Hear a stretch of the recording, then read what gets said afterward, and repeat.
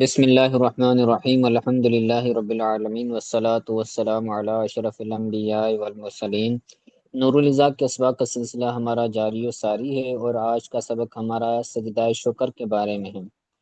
تو بلا تاخیر شروع کرتے ہیں۔ کہتے ہیں فصل سجدۃ الشکر، سجدہ شکر کے بارے میں فصل۔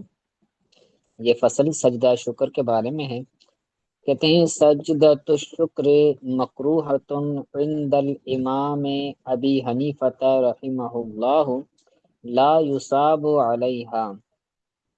سجدہ شکر یہ امام اعظم ابو حنیفہ کے نزدیک مکروہ ہے، اس پر ثواب نہیں ملے گا۔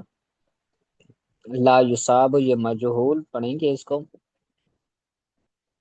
یعنی سجدہ شکر کرنے پر ثواب نہیں ملے گا امام اعظم ابو حنیفہ کے نزدیک۔ سجدہ شکر کا مطلب یہ ہے کہ اگر کوئی انعام ہو، کوئی بھلائی ہو، کوئی جو ہے وہ خوشخبری ملے، تو اس خوشی میں اللہ کا شکر ادا کرتے ہوئے سجدہ کرنا، یہ سجدہ شکر کہلاتا ہے۔ تو سجدہ شکر کرنا یہ امام اعظم کے نزدیک مکروہ ہے، اور صاحبین یعنی امام محمد اور امام ابو یوسف رحمۃ اللہ تعالی علیہما کے نزدیک یہ جو ہے وہ مکروہ نہیں ہے، بلکہ یہ قربت ہے۔ کہتے ہیں قال وہی قربۃ یصاب علیہا، صاحبین کہتے ہیں کہ یہ قربت ہے، یعنی یہ اچھا عمل ہے، تو اس پر ثواب دیا جائے گا۔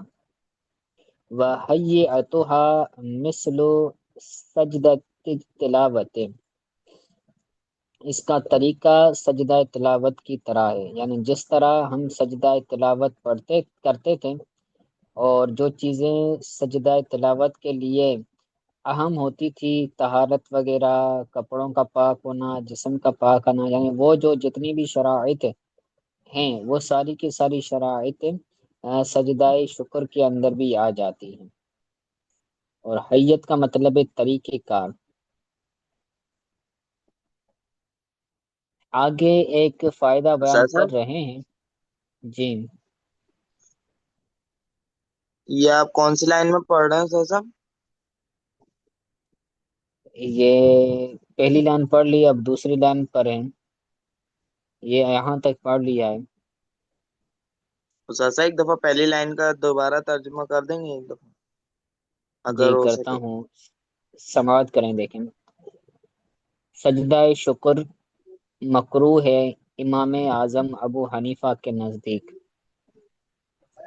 اس پر ثواب نہیں ملتا۔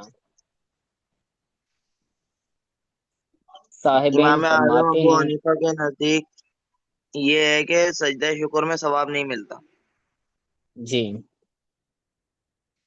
اور صاحبین فرماتے ہیں کہ یہ قربت ہے، یعنی یہ اچھا عمل ہے، یصاب علیہ، اس پر ثواب ملتا ہے۔ یعنی کون بولتے ہیں کہ اس پر ثواب ملتا ہے؟ صحابہ کرام؟ صاحبین کا مطلب ہے امام ابو یوسف رحمۃ اللہ تعالی علیہ اور امام محمد رحمۃ اللہ تعالی علیہ، یہ دونوں امام اعظم کے شاگرد ہیں، وہ بھی حنفی ٹھیک علماء ہیں، حنفی ائمہ ہیں۔ ٹھیک صحیح ہے۔ اور جو فتویٰ ہے، جو قول ہے، وہ صاحبین کا یہاں پر معتبر ہے، اور عمل اور جو فتویٰ ہے وہ صاحبین کے قول پر ہے کہ اس پر ثواب ملتا ہے۔ ٹھیک ہے۔ حیتھا مثل سجدۃ تلاوت، سجدہ شکر کا طریقہ سجدہ تلاوت کی طرح ہے، یعنی وہی دو تکبیروں کے درمیان سجدہ کرے گا اور ایک سجدہ ہوگا۔ ٹھیک ہے، اس کے اندر تکبیر تحریمہ وغیرہ نہیں لگائے گا۔ آگے کہتے ہیں فائدۃ مہمۃ لدفع کل مہمۃ، اہم فائدہ، ہر اس کو مہمتن کر دیں، پھر ہر وہم کو، ہر وہم کو دور کرنے کے لیے اہم فائدہ، فائدتن مہمتن، اہم فائدہ ہر وہم کو ختم کرنے کے لیے۔ وہ کون سا فائدہ؟ وہ فائدہ یہ ہے کہ قال الامام النصفی فی الکافی، امام نصفی فرماتے ہیں کافی میں، کافی یہ کتاب ہے امام نصفی کی، تو کہتے ہیں من قرأ آیت سجدت کلہا، جس بندے نے تمام آیت سجدہ تلاوت کی، فی مجلس واحد، ایک ہی مجلس میں۔ ٹوٹل قرآن پاک کے اندر کتنی آیت سجدہ ہیں؟ میں نے بیان کیا تھا جی، کتنی ہیں؟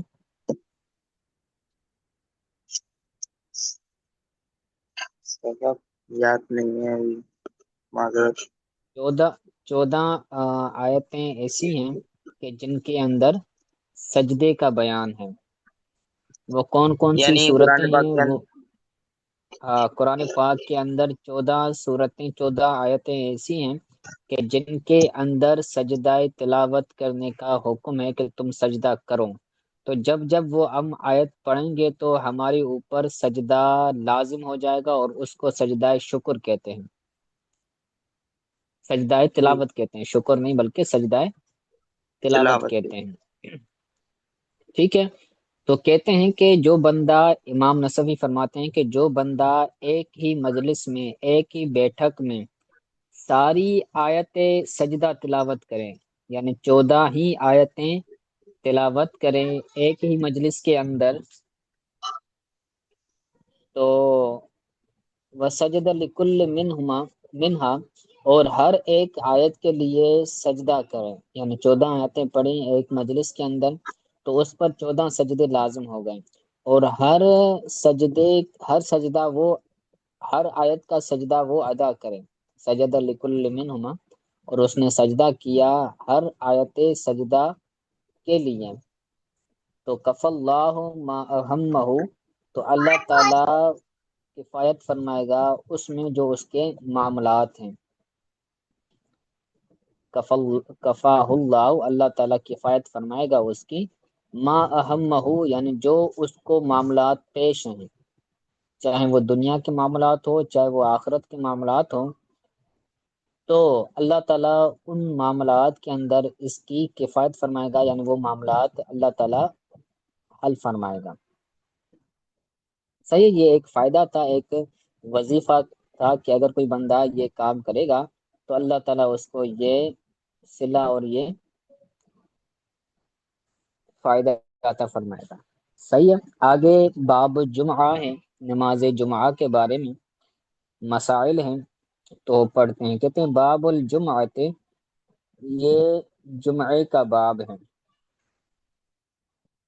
کہتے ہیں صلاۃ الجمعۃ فرض عین علی من اجتمع فیہ سبعۃ شرائط، نماز جمعہ فرض عین ہے اس شخص پر کہ جس میں جمع ہو 7 شرائط، نماز جمعہ اس بندے پر فرض عین ہے کہ جس کے اندر 7 شرائط ہوں، الذکورۃ، مذکر ہونا، لہذا عورت پر نماز فرض نہیں ہے، نماز جمعہ فرض نہیں ہے، الذکورۃ، مرد ہونا، مرد پر نماز جمعہ فرض ہے، عورت پر فرض نہیں ہے، والحریۃ، اور آزاد ہونا، یہ شرط ہے جمعے کی نماز فرض ہونے کے لیے، لہذا جو غلام ہے اس پر نماز جمعہ فرض نہیں ہوگی، والاقامت بمصر، اور کسی شہر میں مقیم ہونا، یہ بھی جمعے کے لیے شرط ہے۔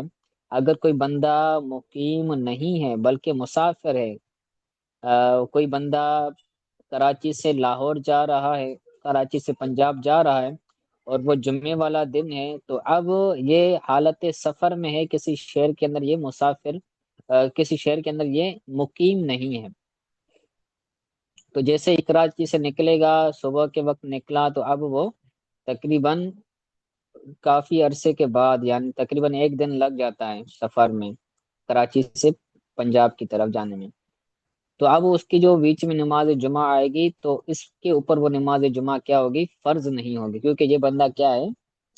مسافر ہے، حالت سفر میں ہے۔ تو جو بندہ شہر میں مقیم ہوگا، رہائش پذیر ہوگا، اس پر جمعہ فرض ہوگا، مصر میں ہو یا پھر او فی ما ہوا داخل فی حد الاقامت بہا، یا پھر ایسی جگہ میں ہو، فی ماں سے مراد ہے کوئی جگہ، یا پھر کوئی ایسی وہ بندہ ایسی جگہ میں ہو کہ جو شہر کی حد اقامت میں داخل ہوں، یعنی کوئی ایسی جگہ ہے کہ اس کے اندر بندہ رہائش پذیر ہو سکتا ہے اور وہ شہر کی کیا ہے؟ حد میں ہے۔ ٹھیک ہے، تو شہر کا وہ کوئی مقام ہو، اس پر وہ رہائش پذیر ہو، تو بھی اس پر نماز جمعہ فرض ہوگی، فی الاصح صحیح قول کے مطابق۔ ٹھیک ہے، تو یہ ہو گئی چار شرائط، تین شرائط: مذکر ہونا، آزاد ہونا، مقیم ہونا، ٹھیک ہے، اور یہ بھی اسی کے اندر وضاحت آ جائے گی۔ وصحت، اور یہ چوتھی شرط ہے کہ صحت یاب ہو، بیمار نہ ہو، مریض نہ ہو۔ اگر بیمار ہے، مریض ہے، تو اس پر جمعہ فرض نہیں ہے۔ والامن من الظالم، اور ظالم سے امن ہو، ظالم کا کوئی خوف نہ ہو، خطرہ نہ ہو کہ بندہ باہر نکلے گا تو شوٹ کریں گے یا تکلیف دیں گے یا قید کر لیں گے، تو ظالم سے امن ہو تو نماز جمعہ فرض ہوگی، وگرنہ ظالم ہیں، ظلم کر رہے ہیں، باہر نکلیں گے تو نقصان پہنچائیں گے، تو اس وقت جمعہ فرض نہیں ہوگا۔ وسلامت العینین، آنکھوں کا سلامت ہونا، یہ بھی شرط ہے کہ دونوں آنکھیں اس کی سلامت ہو، وہ نابینا نہ ہو۔ اگر کوئی بندہ نابینا ہے تو نابینا شخص پر جو ہے وہ نماز جمعہ فرض نہیں ہے۔ وسلامت الرجلین، دونوں پاؤں کا سلامت ہونا، یہ بھی نماز جمعہ کے لیے شرط ہے۔ اگر کوئی بندہ لنگڑا ہے یا دونوں پاؤں سے معذور ہے تو اس پر بھی نماز جمعہ فرض نہیں ہوگی۔ ٹھیک ہے، تو یہ 7 شرائط ہیں، جس بندے کے اندر یہ 7 شرائط ہوں گی اسی پر نماز جمعہ فرض ہوگا۔ صحیح ہے، تو آج کے لیے اتنا سبق کافی ہے، انشاءاللہ تعالیٰ پھر اگلے درس کے اندر آگے پڑھیں گے، تو آپ وقت سے تشریف لایا کریں، تو جلدی سبق پڑھیں اور زیادہ سبق پڑھیں۔ ٹھیک ہے، آج کے سبق کے حوالے سے اگر کوئی بات سمجھ نہیں آئی تو پوچھ لیں۔